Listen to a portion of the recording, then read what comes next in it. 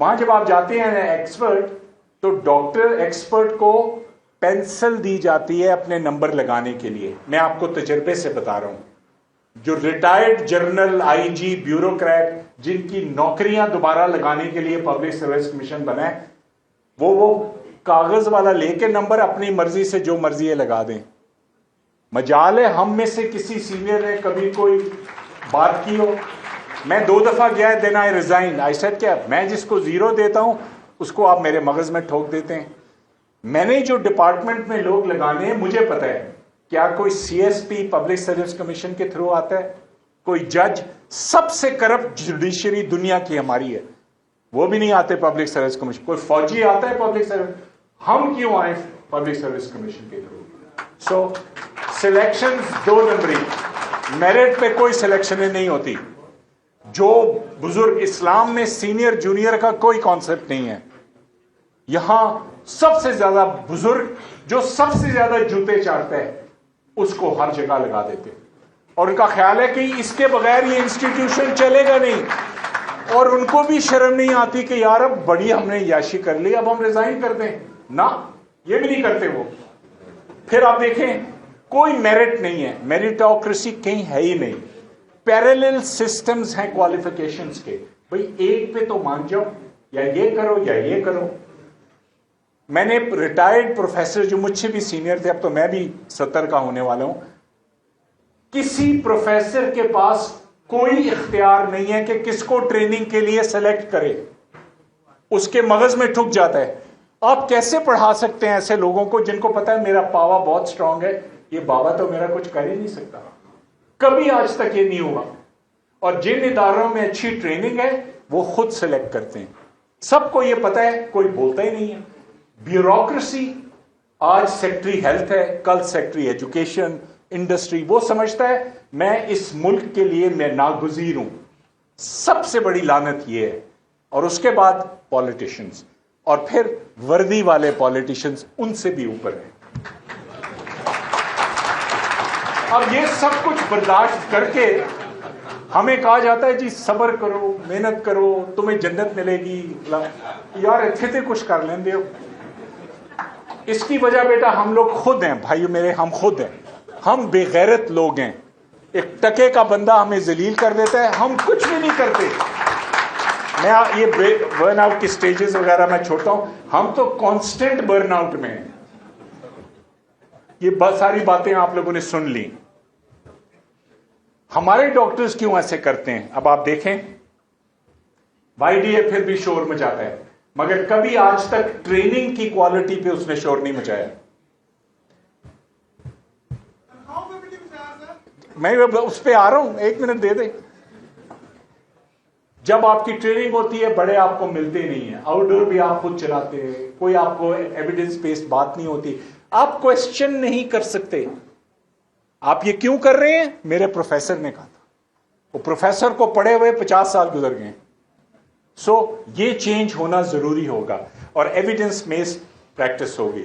یہ دیکھیں, وکیل لوگوں کا دل چاہتا ہے پی آئی سی آ کے ڈاکٹروں کو مار جاتے ہیں, اور جگہوں پہ حکومت کے بندے, M Ps, M N As بندے آ کے ڈاکٹروں کی ٹھکائی کر دیتے ہیں. کوئی حد ہونی چاہیے جی. اب آپ سوچیں, یہ واقعہ میرے دل میں کھپا ہوا ہے. فیصل مسعود میرا اسٹوڈنٹ ہے, hard working professor of orthopaedics. ٹکے کی عورت نے آ کے اس کو کہا شکر کرو میں تمہیں ہتھکڑیاں نہیں لگا رہی. اور سیکٹری ہیلتھ بھی وہاں تھا, اس کا وی سی بھی وہاں تھا, ہیلتھ منسٹر بھی وہاں تھا. بریوو یہ صرف آپ کہہ سکتے ہیں. کوئی مجال ہے کوئی بولے. اور مزے کی بات دیکھیں, جب یہ واپس وارڈ آیا اس پہ بچوں نے پھولوں کی پتیاں پھینکی. ہیلتھ سیکٹری نے بلا لیا, اس سے معافی نامہ لکھوایا گیا کہ آئندہ سوشل میڈیا پہ کچھ نہیں آئے گا. میں ہوتا تو میں ریزائن کر دیتا. لعنت بھیجو ایسی نوکری پہ.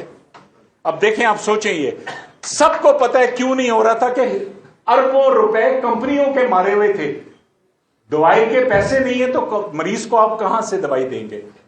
مگر اس میں ہماری, میں نے کیپٹل میں بغیرتی لکھا ہے. یہ ویڈیو اب آپ دیکھ چکے ہیں. یہ اب فیصلہ ہو رہا ہے جی, ڈاکٹروں اور نرسوں کو ہم ایسی تیسی کریں گے.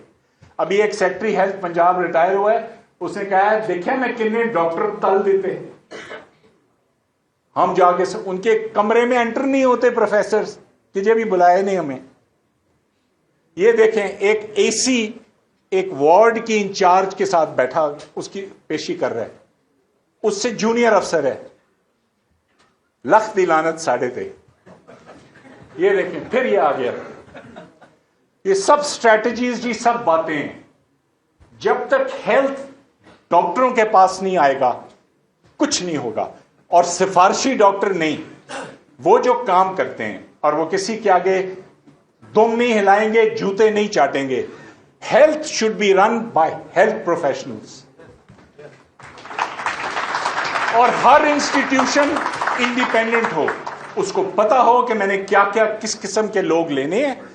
کوئی سفارش, کوئی پرچی, کچھ نہیں چلے گی. اب آپ دیکھیں 4 سے 16 سال تک ہم پڑھتے ہیں اسکولوں کالجوں میں, 17 سال تک, 18 کالج سے فارغ ہوئے, 23 24 25 میڈیکل کالج, پھر آپ شروع کرتے کرتے 35 تک ہم پہنچ جاتے ہیں. پھر بھی ان کمبختوں کو ہماری پرائیویٹ پریکٹس چبھتی ہے. خود حرام سے کھائیں, حکومت سے حرام لیگلائز کرا دیں, ڈاکٹر نہیں, ڈاکٹر خوار ہو. بیلنس تب ہوگا جب ہم خود کھڑے ہوں گے, ہر ایک کو پتا ہے کیا کرنا ہے. میں یہ سمجھتا ہوں کہ ہم پروفیسر ہماری پروفیشن کی برن آؤٹ کے سب سے بڑے ذمہ دار ہیں. اگر ہم کھڑے ہو جائیں بچے ہمارے ساتھ ہوں گے.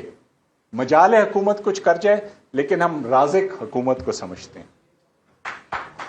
میرے 15 منٹ بھی پورے ہو گئے, اور آپ کو صرف آخر میں یہی کہوں گا کہ اپنے ہاتھ میں چیز لیں, اللہ کے لیے ایمانداری سے کام کریں, کسی کے امپریشن کے لیے نہ کام کریں.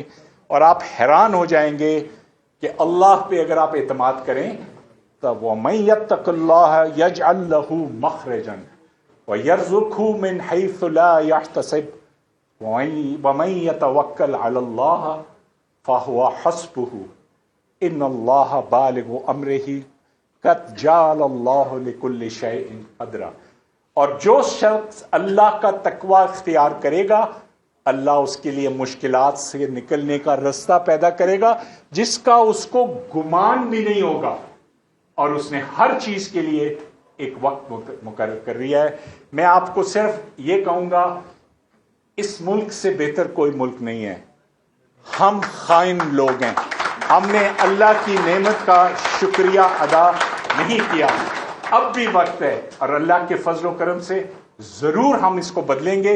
آپ دیکھ لیں چھوٹے چھوٹے جو ہمارے ملک میں ادارے جو صحیح لوگ صحیح چلا رہے ہیں حکومت کی مدد کے بغیر, وہ انٹرنیشنل سینٹرز آف ایکسیلنس ہیں. الحمدللہ.